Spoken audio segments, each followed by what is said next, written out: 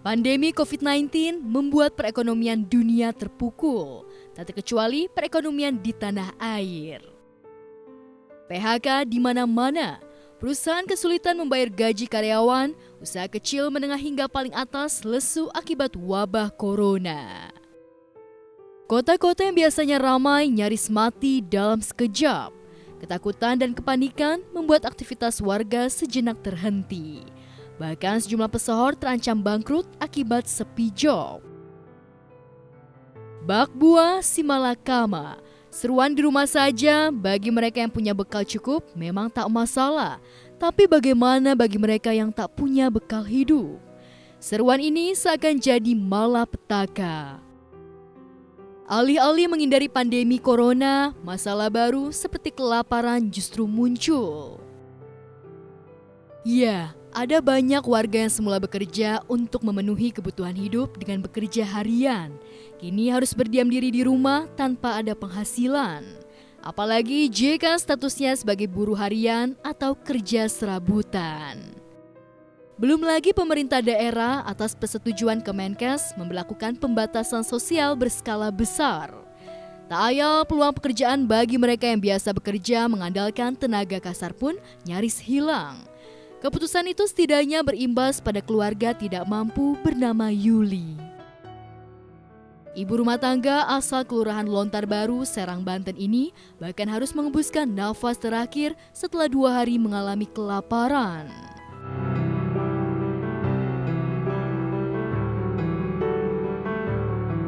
Sebelum menghembuskan nafas, Yuli bersama suami dan anak-anaknya sempat bertahan hidup hanya dari air isi ulang. Miris, tragedi kemanusiaan ini jelas mengiris relung batin. Apalagi saat masih bertahan hidup hanya dengan air isi ulang tanpa makanan. Yuli kabarnya sempat mendatangi ketua RT setempat, tapi nahas usaha Yuli untuk mendapatkan segenggam beras untuk dimakan keluarganya tak berhasil karena harus menunggu bantuan pemerintah daerah setempat. Kasus kematian Yuli pun memantik keprihatinan dari selebriti. Ya kita jangan hanya dengar cerita terus saya sedih terus memprihatin, tapi harus menggugah hati untuk membantu gitu ya.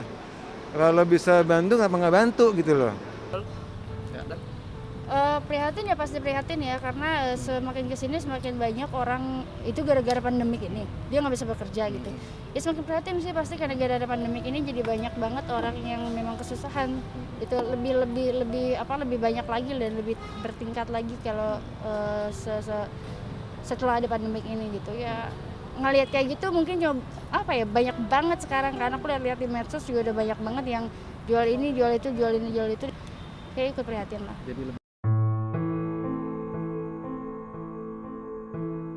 Kasus kematian Yuli menjadi kisah tragis di balik kekhawatiran kolosal warga pada pandemi corona. Bencana akibat wabah COVID-19 seolah nyaris meluluh lantahkan semangat kekitaan, kepedulian, dan solidaritas sosial. Sejak pandemi ini merambah, bersama dengan maraknya spekulasi liar di media sosial, serbuan berita mengenai angka-angka korban berikut gejala-gejala dengan maksud membuat kewaspadaan dan pencegahan. Di satu pihak justru telah menciptakan parade kepanikan kolosal hingga kekhawatiran berlebih menjangkiti masyarakat. Nyaris setiap warga berlindung diri bukan hanya dari hubungan sosial yang lebih luas, bahkan hubungan personal baik dengan tetangga maupun kerabat. Akibat menguatnya kecurigaan dan kepanikan sosial itu, muncul sindrom prasangka baru, batuk, bersin dan kelesuan tetangga di hadapan tak jarang justru dihubungkan dengan gejala pandemi. Apalagi jika itu terjadi di lingkungan pemukiman yang sudah dicap zona merah. Bak buah si malakama, alih-alih menghindari pandemi COVID-19, pudarnya ikatan sosial justru melahirkan masalah sosial baru seperti wabah kelaparan. Banyak ya, mungkin yang lebih parah lagi ada gitu. Cuman karena diviralkan ya mungkin orang nengok gitu loh. Yang saya lihat menjual barang demi kehidupan anak-anaknya pasti ini nggak 1-2, ribuan di Jakarta ini, bahkan di dunia, di Indonesia gitu pada umumnya. Kayaknya ya siapapun itu, apapun yang mereka lakukan untuk keluarga, bentuk tulang untuk keluarga, kalau kita membantu istilahkan aja gitu loh ya. Jangan ya menurut aku sih ya prihatin pasti, tapi nggak cukup itu. Mereka membutuhkan adalah bantuan kita. Minimal kita memberi semangat buat mereka gitu loh.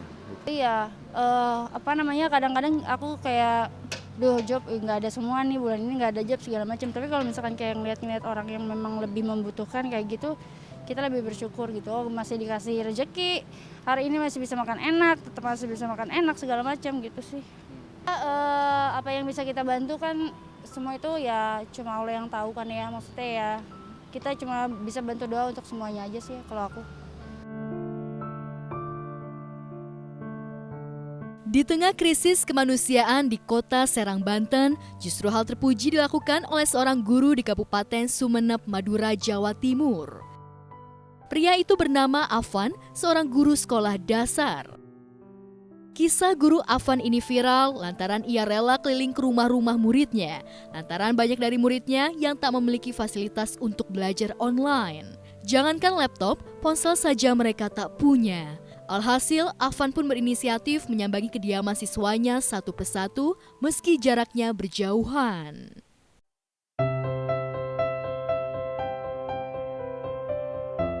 Afan tak ingin menambah beban para orang tua siswa jika mewajibkan belajar secara online. Ia seolah tak peduli dengan kesehatannya meski di tengah pandemi. Aktivitas itu sudah Afan lakukan selama kurang lebih 1 bulan. Tak ayal ketulusannya sebagai guru untuk mencerdaskan murid-muridnya itu pun mendapat apresiasi dari warganet.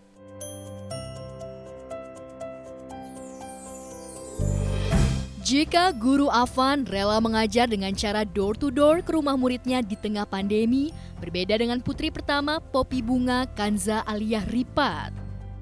Putri pertama Poppy itu belajar di rumah ditemani olehnya. Poppy tampak memperhatikan ketika putri sulungnya tengah belajar matematika sambil menempel puzzle. Kegiatan belajar di rumah itu Poppy bagikan lewat media sosial miliknya. Tak hanya belajar soal mata pelajaran, ternyata Poppy juga diam-diam mengajarkan Kanza soal masak-memasak, khususnya membuat kue. Bahkan kabarnya kue buatan Kanza tak kalah enak dari Poppy. Iya, kalau Kanza itu bisa masak semenjak ada corona. Jadi kalau misalnya dulu itu kan emang sejujurnya aku tuh nggak suka masak gitu karena pernah nyoba beberapa kali tapi ya masakannya kan hasilnya nggak terlalu enak gitu. Jadi kayak males kan. Terus tiba-tiba karena ada pandemik ini jadi ya udah karena nggak ada kerjaan coba masak dan ternyata Kanza jadi tertarik gitu loh untuk kayak aku mau bikin ini dong, bikin itu dong gitu. Karena kan memang setiap hari aku setiap malam ya selalu buka YouTube kayak besok masak apa ya buat suami, buat anak. Dan Kanza akhirnya ikut-ikutan masak loh bareng sama aku. Bikin kue, kemarin bikin kue pupus, terus bikin brownies, bikin macam-macam deh pokoknya.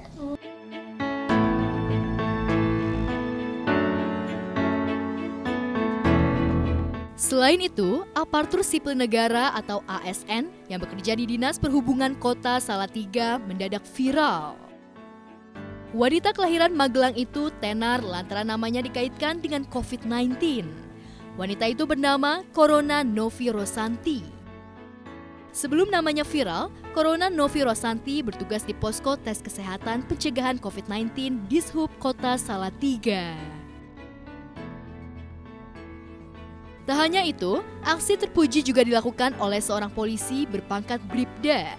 Kisah Bribda Nikolaus Irsan Tapo Bali ini membuat orang terenyuh lantaran ia rela menyumbangkan gaji pertamanya sebagai polisi untuk membantu warga miskin yang mengalami kesulitan ekonomi akibat dampak COVID-19. Pria yang karib disapa Irsan itu mengeluarkan semua gajinya untuk membeli sembako dan kemudian dibagikan untuk lansia, janda, dan keluarga kurang mampu. Tak ayal, aksi tulus sang polisi itu mendapat apresiasi dari berbagai kalangan, khususnya para selebriti tanah air, di tengah karut-marut kondisi ekonomi tanah air akibat pandemi. Inspirasi banget sih. Jadi kan kalau menurut aku nih, aku tuh pernah punya prinsip gitu dari dulu. Harta itu nggak dibawa mati.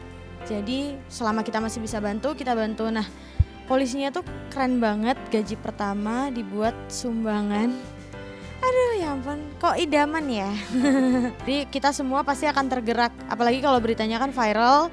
Jadi semua orang bisa, oh ya kok polisinya aja bisa memberi itu, masa kita enggak gitu.